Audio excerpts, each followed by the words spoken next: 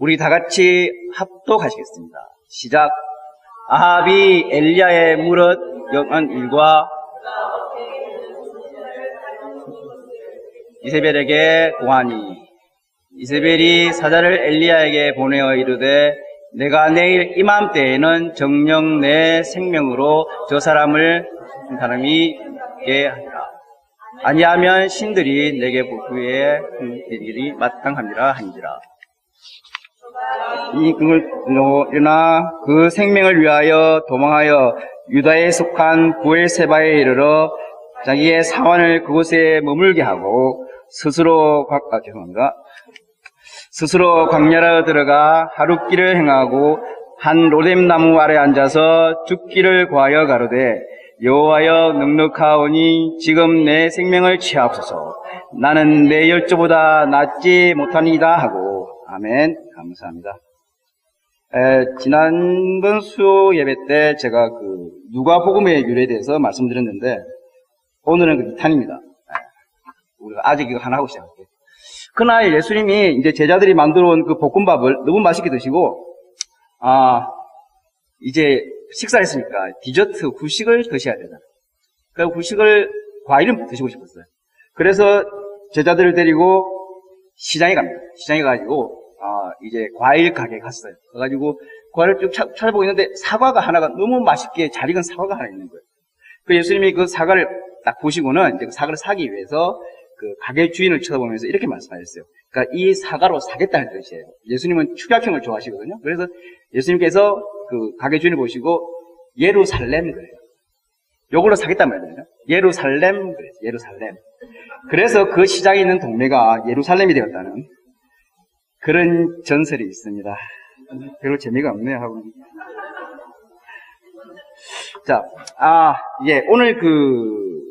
오늘 주제가 두려움입니다. 제목이 두려움을 물리치게 하시는 하나님의 은혜라는 제목으로 하는데, 미국 교회 이렇게 유머처럼, 개그처럼 내려오는 이야기가 있거든요. 모세가 그 백성들을 이끌고 가나안 땅으로 갈 때 40년이 걸렸습니다. 그죠? 본래 그냥 바로 가면은 오래 걸려야 3개월 정도 걸리는 거리래. 근데 40년이 걸렸어요. 그래, 왜 모세가 40년이 걸렸을까? 정답이 뭔지 아십니까? 정답은 모세가 길을 물어보지 않았어요. 길을 물어보지 않았어요. 왜 길을 물어보지 않았을까요? 두려워서 그렇습니다. 일단 많은 지역을 통과하다 보니까 일단 언어가 다를 거예요.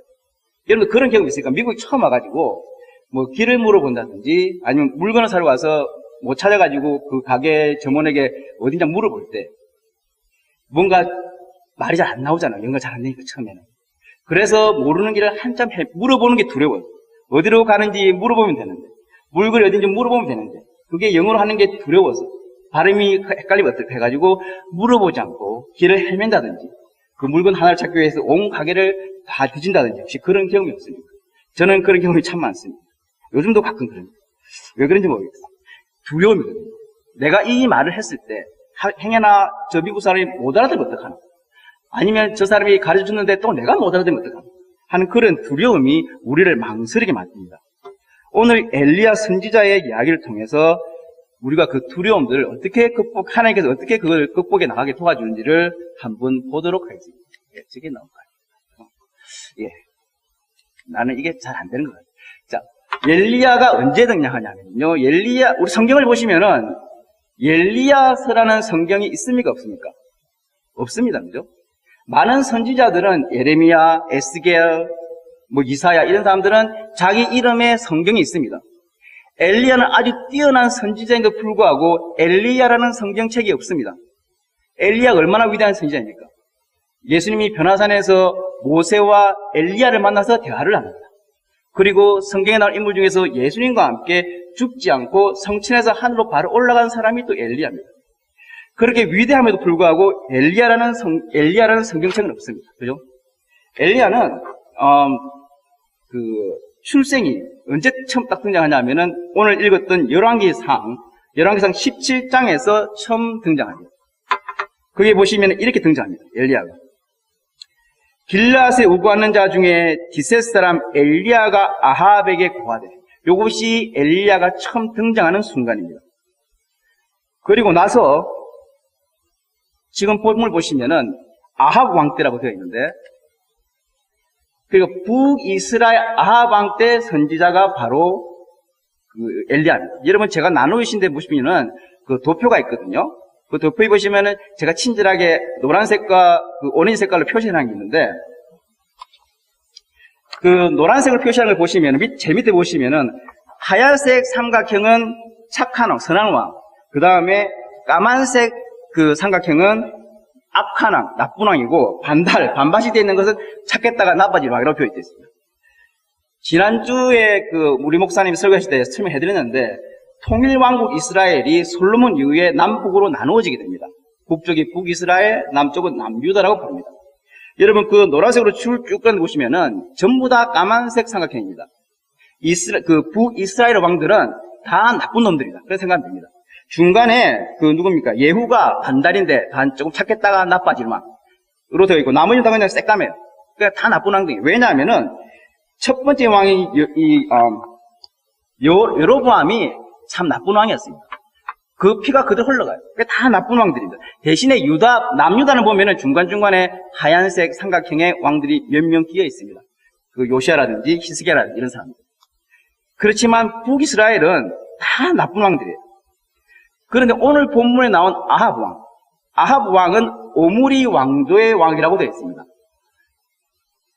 남유다는 지파가 두 지파입니다. 유다 지파와 베냐민 지파. 그래서 사이좋게 잘 지내요. 그래서 그 유다 지파의 다윗 이후로 유다 지파 한 지파만 계속해서 왕이 나옵니다. 우리가 조선 왕조 이시처럼 이시가 계속 왕이 됐듯이 남유다는 유다 왕조가 끝까지 왕이 됐는데, 그 북이스라엘은 나머지 10지파가 섞여 있다 보니까 완전 콩가루 집안이에요. 그래서 지파가 9번이나 바뀝니다. 그래서 네 번째 지파가 바로 이 오므리 왕조인데, 오므리 왕조는 신학자들이 가장 악한 왕조. 그중에 오늘 나오는 아합 왕은 최악의 왕, 가장 나쁜 왕이라고 묘사가 됩니다. 가장 나쁜 왕이 있을 시기에 하나님은 가장 뛰어난 선지자를 지금 보낸 겁니다. 책은 없지만, 엘리야는 이름에 책은 없지만 엘리야라고 하는 아주 뛰어난 선지자를 가장 패역한 시대에, 북이스라엘의 가장 패역한 시대에 이 엘리야 선지자를 보내게 됩니다. 앞에 우리가 읽지는 않았지만은 열왕기상 16장 25절에 이렇게 표현이 되어 있습니다. 오므리가 여호와 보시기에 악을 행하되 그 전에 모든 사람보다 더욱 악하게 행하였다. 그죠? 오므리의 아들 아합이 그 전에 모든 사람보다 여호와 보시기에 악을 더욱 행하여, 그죠? 느부리스의 아들 여로보암의 죄를 따라 행하는 것을 오히려 가볍게 여깁니다. 성경 열왕기상 하를 읽으시다가 이 표현 여로보암의 죄를 따랐다, 여로보암의 뒤를 따랐다는 표현이 나온 것은 바로 악한 왕이라는 뜻입니다. 성경 기자의 어떤 특이한 표현이에요. 이런 표현을 여러분 많이 보시게 될 겁니다. 왕이 나오고 그 다음에 이 왕이 여로보암의 뒤를 쫓았다. 그러면은 이 왕은 나쁜 놈이다. 그렇게 생각하시면 돼요. 그 다음에 또 무슨 짓을 하냐 하면은 시돈 사람의 왕 엣바알의 딸 이세벨로 아내를 삼고 가서 바알을 섬겨 숭배하고, 나쁜 짓은 다 해요. 그죠? 사마리아에 건축한 바알의 사당 속에 바알을 위하여 단을 쌓으며 또 아세라 묵상을 만들었으니 저는 그 전에 모든 이스라엘 왕보다 심히 이스라엘 하나님 여호와의 노를 격발하였더라고 되어 있습니다. 어떤 왕보다도 하나님이 가장 노여워했다는 왕이에요. 그 이방의 여인 이세벨과 결혼을 합니다. 이세벨은 누구냐면 여기 성경에 보면은 시돈 사람의 왕 엣바알의 딸이라고 되어 있습니다. 시돈 왕인데요, 이 사람 그냥 왕이 아니고 바알 신을 숭배하는, 바알 신전을 모시는 바알 신당의 제사장이었습니다. 그 딸이 이세벨이에요. 그러니까 이걸 우리 지금 현대로 표현하면은 목사들이 스님 딸하고 결혼한 거예요. 스님 딸이 있더라고요. 그죠? 이번 지금 조계종 지금 큰 사태 났잖아요. 조계종 원장이 숨기는 딸이 있어가지고 지금 이제 곧 쫓겨날 것 같은데, 제 친구 중에도 아버님 스님이 있어요. 원불교는 결혼하잖아요. 그런 케이스입니다, 이게 지금. 목사 아들이 지금 그 스님 딸 아니면은 저 무슬림 그 딸하고 결혼한 거예요. 그래서 이 이세벨이, 이 여자가 보통 여자가 아닙니다. 산당을 짓고, 그죠? 모든 이것뿐이 아니고 나중에 나오지만은 하나님을 섬기는 선지자를 다 죽여버립니다. 그 엘리야만 살아남아요, 나중에. 그만큼 지독한 여자가 바로 이세벨인 것입니다. 그래서 이제 엘리야 선지자가 아합에 가서 경고를 합니다. 너 이러다가는 하나님이 가만두지 않을 것이다. 북이스라엘에 대한 경고를 말하게 됩니다. 앞에 있는 건 생략하고 고하되 나의 섬기는 이스라엘 하나님 여호와의 사심을 가리켜 맹세하노니 내 말이 없으면 수년 동안 우로가 있지 아니하리라 하니라. 비를 안 내리겠다고 했습니다. 가뭄. 그죠? 가뭄은 재앙입니다. 캘리포니아 몇 년 전 한 5년 정도 계속 그 가뭄이 있습니다. 왜 우로를 막아버리냐 하면은 바알과 아세라가 풍요의 다산의 신이거든요. 풍요와 다산을 위해서는 물이 필요하잖아요. 그래서 이 사람들 믿기는 바알이 비를 조절하는, 비를 내리게 하는 그런 신이라고 이 사람 믿고 있기 때문에 하나님이 경고하기를 이제 너희들 비를 못 볼 것이다. 네가 아무리 바알을 숭배해도 더 이상 비는 내리지 않을 것이라고 경고를 합니다. 이 아합 왕 시절에 이스라엘 예루살렘은 정말 온 천지가 바알과 아세라를 숨기는 산당들로 가르쳤습니다. 여러분, 우리가 잘 아시는 그 찬양곡 하나님은 너를 지키는 시다. 하나님은 너를 지키시는 자 가사를 보면 그 시편 121편에서 나온 찬양인데요. 내가 산을 향하여 눈을 돌리라. 나의 도움이 어디서 올고 나의 도움이 천지를 지으신 여호와께로소이다. 찬양의 가사도 있지만은 지금 시편 기자가 눈을 들어 산을 보라고 그래요. 눈을 들어 산을 보고 저 아름다운 산과 들의 경치를 보면서 하나님을 찬양이란 말이 아니고 눈을 들어 산을 보면은 산 속에 전부 산당이에요.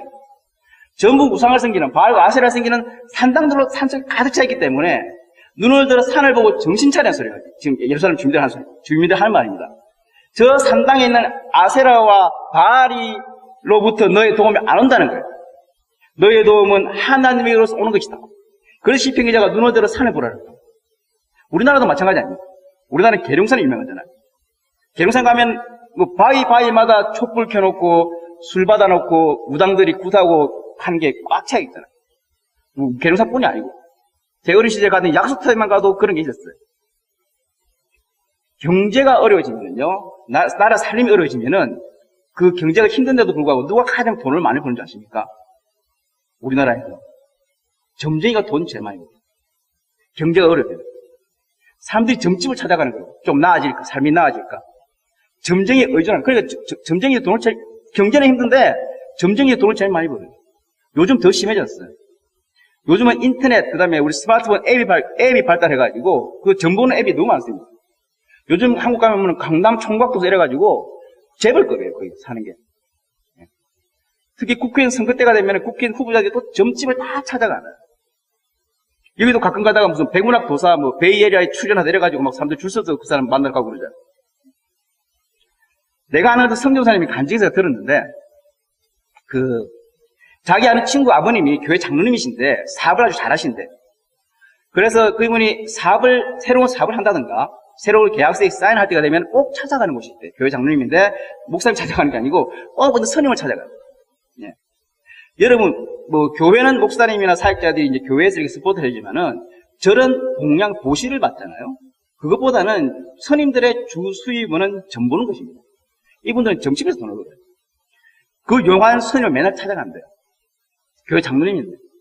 그래서 한 번은 따라가 봤대요. 점치러 간다 그래서 스님 얼마나 용한지 한번 본다고 이 전도사님 이 성경님 따라갔는데, 기다리고 있으니까 누가 한 명이 이제 점을 보고 나가더래요. 그래서 순서가 돼가지고 딱 들으니까 그 스님이 하는 말이, 방금 나간 사람이 누군지 아냐고 물어보고, 내가 점쟁이다, 어떻게 알겠어? 네가 맞춰봐, 네가 점쟁이다. 그 스님이 하는 말이, 방금 점 보고 나간 사람이 교회 목사입니다. 왜 봤냐, 그러니까. 교회 개척한다고. 어디 터가 좋은지. 교회 터가라고 그러는데. 지어낸 얘기 아닙니다. 아니, 실질적으로 교회 다니는 신부들이 한국에 가서 가끔 보면은요, 교회 권사님, 집사님들이 다 점 보러 다녀요. 돌아버리겠습니다. 예. 지금 상황이 이 시대, 아합 왕 시절에 지금 상황이 그런 상황입니다. 온 천지에 바알과 아세라 숨기는 산당들 가득 찬 거예요. 그래서 하나님께서 더 이상 보다 안 돼서 이제 끝장을 내겠다고 하나님께서 이제 경고를 주신 겁니다. 그리고 나서 아합 왕이 열받아가지고 엘리야를 잡아라 그래요. 그래서 엘리야는 또 잠깐 피신을 합니다. 3년 동안, 그죠? 피신해가지고 그 까마귀가 주는 그 먹이 받아먹고 다 아시는 이야기죠.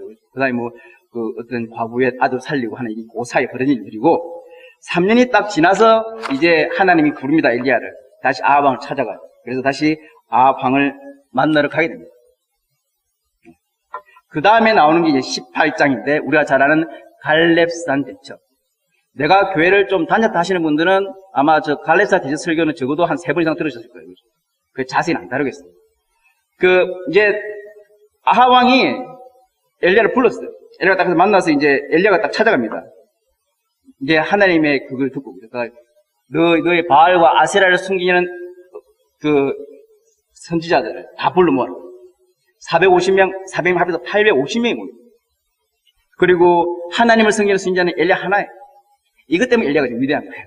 850대 1로 싸웁니다. 그죠? 850대 1로. 제단을 쌓아놓고 누가 먼저 불을 붙이나, 저 제단에. 850명이 하루 종일 난리쳐도 불이 안 붙어요. 불이 안 붙어. 그 바알을 섬기는 이 사람들은 나중에 기도하다가 막 열받으면 이제 자해를 합니다. 창과 칼로 막 피를 내면서 해도 불이 안 붙어. 그 다음에 이제 엘리야의 차이가 됩니다. 근데 엘리야는 그냥 불을 붙여도 안 붙을 텐데 그 제단에 송아지에다가 물을 붓습니다. 물이 넘쳐도 도랑이 넘치도 물을 붓습니다. 그리고 하나님 기도하니까 불이 붙어서 엘리야가 이기게 됩니다. 그 다음에 어떻게 됩니까? 요 850명이 도망을 쳐요. 네. 도망을 치니까 엘리야가 자기 시종을 지켜서 다 잡아오라. 850명. 다 잡았는데 엘리야가 뛰어난 게 뭐냐면은 그 850명을 하룻밤새에 칼로 다 죽입니다. 이게 총으로 죽이도 힘들 텐데 그 850명 하룻밤새에 칼로 다 죽여버려요. 그래서 이제 얼마나 기세가 등등하겠습니까? 지금 엘리야는. 네. 내가 이겼으니 하나님이 시킨 대로 내가 순종했고 하나님의 힘을 얻어서 하나님의 능력으로 이 우상을 섬기는 선지자들 다 죽였으니 이제 나의 시대가 오는구나. 그죠? 3년 동안 피해 있었는데 이제 나의 시대가 오는구나. 이제 하나님이 나를 알아보시겠구나. 우리 예루살렘 주민들이 나를 스타로 모시겠구나. 라고 생각했는데 그게 전혀 아니에요. 자기는 이제 스타가 되어서 사람들로부터 크대한 환영을 받을 줄 알았는데 아까도 말씀드렸지만은 이 이세벨이 보통 여자가 아닙니다. 제가 눈이 흐려서 제 모니터가 있는데 잘 안 보여요. 예. 그래서 이세벨이 이제 열받아가지고 엘리야를 잡아오러 갑니다. 그게 오늘 우리 읽었던 성경 본문입니다. 그죠? 가서 이제 엘리야를 잡아서 죽이겠다고.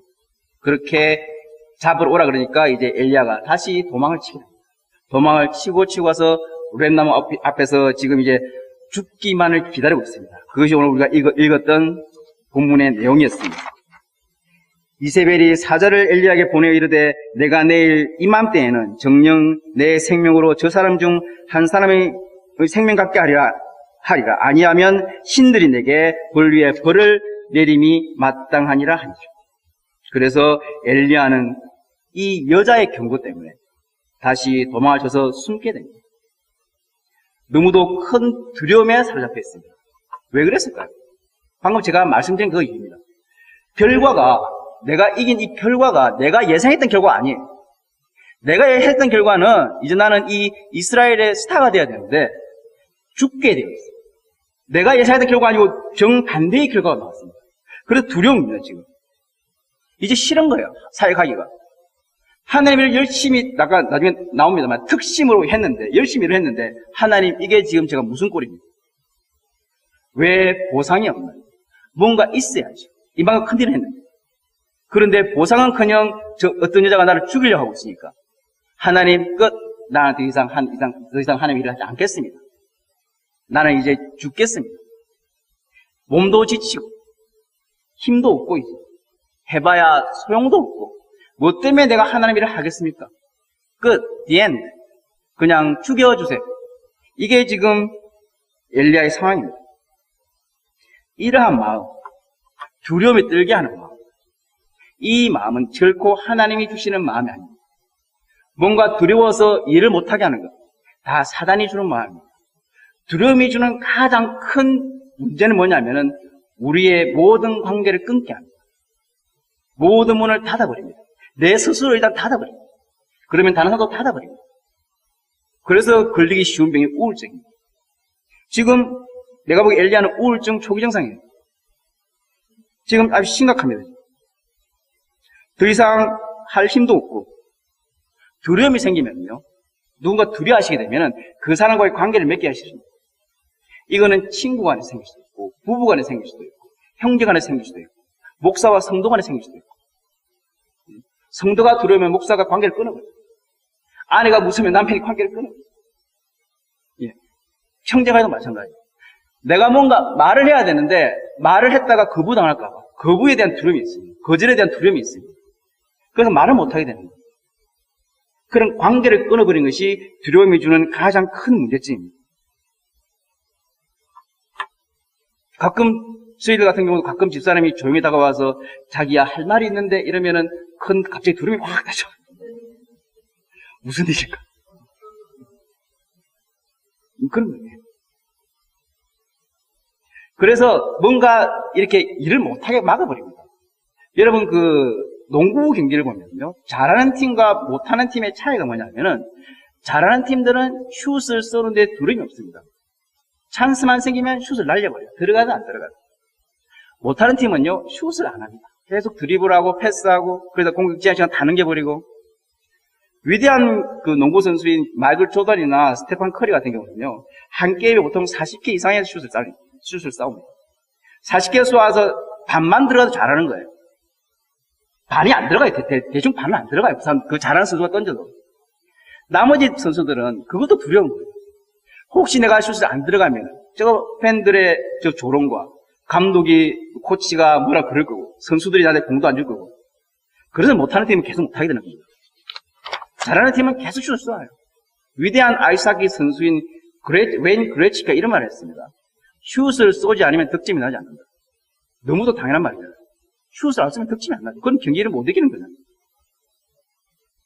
자신감이 없으면 슛을 못 쏘게 됩니다. 두려움의 반대는 그래 자신감입니다. 해보지도 않고 포기하는 경우가 많습니다. 그건 자신감이 없어서 그런 거예요. 실패에 대한 두려움 때문에 그런 거 아닙니까? 돌아가신 현대그룹 정주영 회장이 이런 말을 했다고 그러잖아요. 임원들 말고 회의를 하면서 어떤 새로운 사업을 시작하려고 하는데 임원들이 회장님 그건 안 될 것 같은데요. 이렇게 말하면 정주영 회장이 뭐라고 그랬대요? 정주영 회장이 뭐라고 대답합니까? 하긴 해봤어. 하긴 해봤어. 해보지도 않고 포기하고 하긴 해봤어. 그러니까 그게 도는 말입니다. 관계를 단절시키고 우리가 하는 일을 못하게 하는 것이 사단이 주는 두려움입니다. 그걸 아시고 하나님이 이제 엘리야를 찾아가십니다.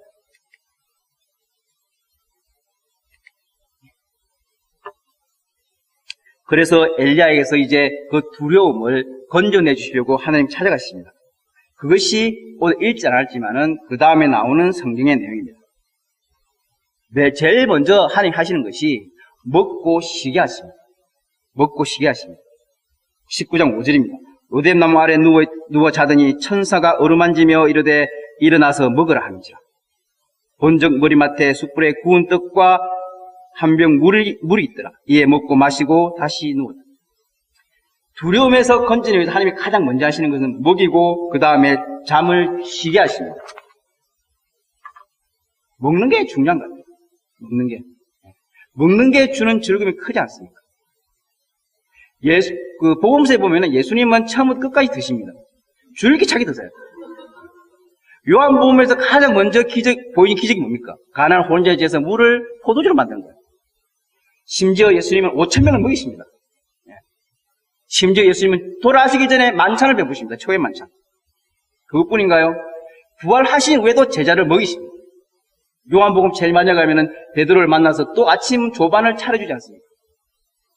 우리가 부활 후에 우리가 어떤 모습일까가 궁금하시다면 예수님이 부활하신 이후의 모습을 보시면 알 수가 있어요.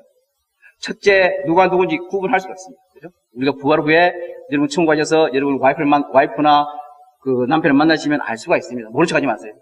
알 수가 있어요. 그리고 두 번째 중요한 게 먹습니다. 부활 후에도. 예수님 보시면 부활 후에도 드세요. 먹는 게 중요해요. 우리 교회 잘 먹잖아요. 그래 좋은 것 같아요. 네. 지난번에 우리 김혜진 집사님하고 김성훈 형제님 가정에서 정교인을 초대해서 만찬을 베풀지 않습니까? 그런 교회가 어디 있어요? 네. 먹는다 그러니까 다 모이잖아요. 네. 수요예배 안 나오시면 다 나왔잖아요. 그 먹는 게 좋은 거예요. 그 만남 가운데, 만나서 대화하는 가운데, 믿음이 성장하고 교회가 성장하는 거 아니겠습니까? 그래서 먹는 게 중요해요. 지금 제가 뉴스그룹 모임 시작한 이유도 그겁니다. 뭐 성경 공부라는 이름으로 모이지만 먹는 게 위주예요. 일단 먹고 교제하는 게 우선입니다. 사도행전 4장에 가보십시오. 초대교회가 어떻게 했는지. 모여서 자는 때 모여서 먹고 기도했다. 그 다음에 누가 뭐라고 기록했습니까? 모여서 먹고 기도했더니 하나님이 그 수를 더했더라라고 했어요. God added the number. 모여서 먹고 기도하면 사람들은 저절로 모인다는 것이 성경이 주는 가르침입니다. 그 다음에 쉬게 하십니다. 쉬는 게 중요합니다. 쉬는 게, 잘 쉬는 게. 저는 한국에 있을 때부터 NBA 농구를 위성TV로 계속 봤어요. 그 농구를 보면서 한국 농구와 미국 NBA 농구의 차이점을 발견한 게 뭐냐면은 타임아웃, 작전 시간에 우리나라 농구팀들은 감독은 앉아있고 선수들이 서서 작전을 듣습니다. NBA는 보니까 선수들이 다 앉아서 작전을 들어요. 편안하게. 그 짧은 3분이지만은 그 시간에 충분한 휴식을 주는 겁니다.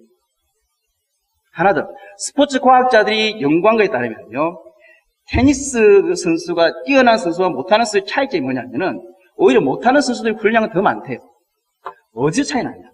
농구가 아니고 그 테니스 게임 중간중간에 쉬는 시간 있지 않습니까? 그 쉬는 시간에 잘하는 선수들은 정말 쉰대요. 모든 걸 다 잊어버리고. 못하는 선수들은 그 쉬는 시간에 생각이 많은 거예요. 어떻게 이기지? 내가 왜 실수했지? 그럼 지는 거예요. 이거는 과학이 증명한 겁니다. 쉼이 중요합니다. 그 하나님께서 지금 엘리야 찾아와서 일단 모이고 쉬게 하시고, 그 다음에 어떻게 하십니까? 하나님께 쏟아 부으라고 합니다. 네가 가진 문제점, 네가 가진 어려움들을 하나님께 쏟아 부으라고 하십니다. 기도하라는 말입니다. 다른 말로 하면 기도할 때 솔직하게 네가 가진 문제를 다 뱉어내라는 것입니다. 엘리야가 아주 솔직하게 하나님께 지금 말하고 있습니다. 뭐라고 그래요? 19장 10절 보니까 저가 대답하되 내가 만군의 하나님 여호와를 위하여 열심히 특심하오나 이는 이스라엘 자손이 주의 언약을 버리고 주의 단을 헐며 칼로 주의 선지자를 죽임을싸우니 오직 나만 남았거늘 저희가 내 생명을 찾아 취하라. 무슨 말이에요? 내가 하나님 위해서 850명 다 죽였는데 내한테 돌아온 게 뭡니까? 하나님, 만군의 하나님, 내가 하나님이 시켜서 특심으로 열심히 내 모든 걸 다 해서 지금 하나님께 헌신했는데 지금 결과가 뭐냐고. 내가 죽게 되었어. 솔직하게 하나님께 아는 것입니다. 투정하는 솔직한 기도를 하나님이 기뻐 받으십니다. 제가 가끔 기도할 때 그랬어요. 여러분들은 어떻게 기도하는지 모르겠어요. 저는 가끔 이렇게 기도합니다. 일이 막 안 된다든지 안 풀렸는지 뭔가 막 막혀있다든지 이럴 때 내가 했던 대로 내가 바라던 기도가 안 이루어질 때 하나님께 마지막에 이렇게 기도해요. 하나님은 도대체 저한테 왜 이러세요? 하나님, 내가 뭘 잘못했습니까? 도대체 저한테 왜 이러세요? 이렇게 기도하거든요. 하나님의 음성이 살짝 들려요. 하나님의 모습이 잠깐 보여요. 하나님 도대체 왜 이러세요? 내가 뭘 잘못했다고 그러세요? 하나님이 당황하십니다. 하나님 급당황하세요. 어쩔 줄을 몰라 하시는 거예요. 제가 개척기를 하다가 사람이 안 와요. 사람이 안 와요. 10명도 안 돼요. 새벽기도 할 때 너무너무 힘들어서 이렇게 됐습니다. 하나님 도대체 왜 이러세요? 이거 하나님 교회라면서요. 이 교회가 하나님 교회라면서요. 하나님 교회에 사람이 안 모이면 하나님 손해지 내가 무슨 손해예요. 하나님 알아서 하세요. 나는 교회 떠나면 그만. 이거 하나님 교회라면서. 사람 안 모이면 하나님 손해지. 그렇게 기도를 했어요. 그랬더니 하나님께서 잠깐 보이시더라고요. 하나님 옆에 싹 오시더니 그 썩소로 이렇게 싹 보이시면서 이렇게 저에게 응답하려고 했어요. 내가 안다. I know. 내가 안다. 내가 한다고 그러시죠. 그래서 교회가 막 부흥하고 막 사람들이 막 모여들고 안 그랬어요. 교회가 몇 년도 문 닫았어 사실은. 하나님의 뜻이 뭘까? 그게 신앙생활의 포인트인가요? 교회 사람이 안 모을 수도 있어요. 하나님께 기도를 했더니 내가 안다고 하나님. 알아서 하세요. 안다는데 제가 뭐라 그럴까요? 그 심오한 뜻을 내가 어떻게 알겠어? 그냥 하나님께서는 그렇게 불평으로 기도할 때 하나님 도대체 왜 이러세요? 하나님이 쓱쓱 보면서 내가 안다라고 말씀하십니다. 그리고는 네 문제는 지난번 제가 설교에 말씀드렸지만은 네 문제는 내가 알아서 할게. 그렇게 말씀하십니다. 마태복음에 나오는 그 말씀. 네 짐을 내게 맡겨라고 하십니다. 실제로 엘리야를 죽이려고 했던 이세벨은 비참하게 죽습니다. 열왕기 하 9장쯤 가시면요, 이제 나중에 나오겠지만은 아합 왕이 죽고 새로운 왕이 나와가지고 이제 그 다 지금 옛날 전직 그 관리, 우리도 뭐 정권 바뀌면 옛날 사람 다 감옥 가잖아. 이제 죽이러 갑니다. 갔더니 그 성 위에 딱 창문에 이제 이세벨이 머리 빗으면서 이렇게 딱 있어요. 그랬더니 그 밑에서 그 왕이 그래요. 나를 따를 자가 거기 있느냐? 그러니까 그 내시가 거기 있어요. 내시들이 우리가 왕을 따르겠습니다. 그러면 저 여자를 던져라. 그 성문 밖으로 던져. 그 떨어져서 죽어. 그런데 왕이 생각해 보니까 그래도 왕인데 장례는 치러줘야지 하는 생각으로 시신을 가져오라고 해요. 시신을 가지러 갔던 보아대 돌아옵니다. 시신을 가져올 수가 없어요. 개들이 다 물을 뜯어요. 이세벨은 아주 비참하게 그렇게 죽게 됩니다. 세 번째, 제가 안 넘기고 있군요. 세 번째는 두려움을 물리치기 위해서 새로운 사명을 주십니다.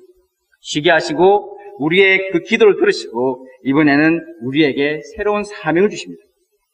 여호와가 가라사대 너는 나가서 여호와 앞에서 산에 섰으라 하시더니 요거 넘어가고요. 그 다음에 하나님이 사명을 주시는데 여호와께서 저에게 이르시되 너는 내 길을 돌이켜 광야로 말미암아 다메섹에 가서 이르거든 하사엘에게 기름을 부어 아람 왕이 되게 하고 너는 또 님시의 아들 예후에게 기름을 부어 이스라엘 왕이 되게 하고 또 아벨무홀라 샤바스의 아들 엘리사에게 기름 부어 너를 대신할 선지자로 세우라고 이렇게 새로운 사명을 엘리야에게 주십니다. 그 다음 또 두려움에서 벗어나기 위해서 이번에는 풍성한 교제를 남겼습니다. 풍성한 엘리야는 하나님을 섬기는 선지자가 자기 혼자 남은 줄 알았어요. 그게 아니었어요. 여러분 열왕기 상을 잘 읽어보시면요, 어떤 아합 왕의 부하 하나가 처음에는 그 이세벨이 모든 하나님의 선지자를 다 데려오라 그러는데 몇 명을 숨겨줍니다. 숨겨줘가지고 많은 하나님의 선지자가 다 죽은 게 아니고 사실은 엘리야 말고도 하나님을 섬기는 많은 선지자가 살아 있었어요. 그게 오늘 지금 하나님 하시는 말씀입니다. 그러나 내가 이스라엘 가운데 7,000인을 남기려니 다 무릎을 바알에게 꿇지 아니하고 다 그 입을 바알에게 맞추지 아니한 자니라. 7,000명이 남아있어요. 엘리야는 자기 믿는 줄 알았어요. 근데 하나님이 같이 살아갈 수 있는 7,000명의 동력자를 이렇게 남겨두었던 것입니다. 그래서 이렇게 이렇게 풍성한 교제를 남겼습니다. 교회가 교제도 중요하지 않습니다. 예배 후에 밥을 먹는 이유가 그거잖아요. 풍성한 교제를 하나님이 하심으로써 그런 두려움에서 우리를 벗어나게 하십니다. 성경에는 의외로 두려워하지 말라는 하나님의 말씀이 참 많습니다. 요즘은 성경 앱이나 성경 프로그램 알아가지고 그냥 두려움 딱 치면은 그에 관계된 성경 구절이 쫙 나오잖아요. 두려워하지 말라는 성경 구절이 정말 많습니다. 제가 처음 교회를 나가고 처음 한 몇 개월 동안 악몽이 시달렸어요. 예. 꿈에 자꾸 이 무당들이 나타나고 제가 무섭고 참 싫어하거든요. 귀신을 참 싫어해요. 저는 그 무서운 공포 영화를 절대 보지 않습니다. 그거 한 번 보고 나면 3개월 생가요. 무서워가지고. 그런데 그걸 이 사단이 아는지 꿈에 자꾸 그런 귀신들이 나타나는 거예요. 막 주로 무당들이 많이 나타나요. 아주 거대한 자기한테 아주 큰 무당들이 나타나서 우리 집을 휘젓고 다니고 그래요. 그 이야기를 했더니 그 교회 장로님께서 제게 성경책을 하나 선물해 주시면서 이사야서 이 말씀을 제게 주셨습니다. 이사야서 41장 10절 두려워 말라. 내가 너와 함께하라. 이 구절뿐이 아니고 성경에는 두려워하지 말라는 하나님의 말씀이 너무도 많이 나와요. 특히 시편 23, 우리 잘 아는 시편 23편에도 이런 말이 나와 있어요. 요거는 제가 다른 번역으로 옮긴 것 같은데요. 내가 사망의 음침한 골짜기를 다닐지라도 해를 두려워하지 않을 것은 주께서 나와 함께 하십니다. 요걸 현대어 번역으로 살짝 바꾸면은요, 말이 더 쉽습니다. 더 이해가 잘 되는 것 같아요. 주님께서는 내 원수들이 보는 앞에서 내게 잔치상을 차려주시고, 내 물 위에 기름을 부으시어 나를 귀한 손님으로 맞아주시니 내 잔이 넘칩니다. 진실로 주님의 선하심과 인자하심이 내가 사는 날 동안 나를 따르리니 나는 주님의 집으로 들어가 영원히 그곳에서 살겠습니다. 그래서 우리 평생에 주님의 선하심과 인자하심이 우리와 함께 하십니다. 그래서 두려워하지 말라는 겁니다. 우리가 저 사망의 음침한 골짜기를 떨고 두려워하고 있을 때 그 사망의 음침한 골짜기에 예수님이 오신 것입니다.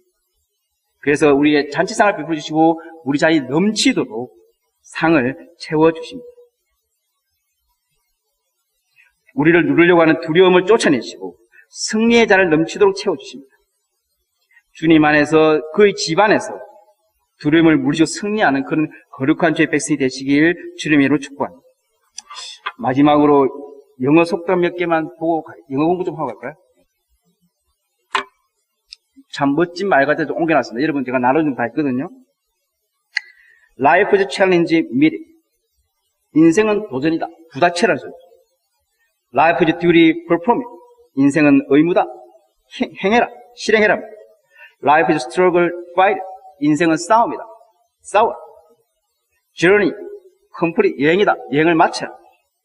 퍼즐 수수께끼니까 solve. 풀어라. 그 다음이 참 재밌는, 멋있는 것 같아요. Life is beauty praise. 인생은 아름다운 것이다. 찬양하라. 그 다음 더 좋네. Life is song, sing it. 인생은 노래다. 불러 제껴라.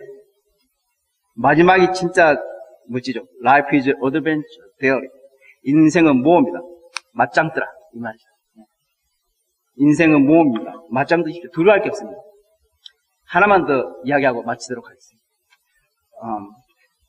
농구 얘기를 또 해야겠네요. 지금 미국 NBA 팀을 보면은 우리 동네 팀인 워리어스가 너무 잘합니다.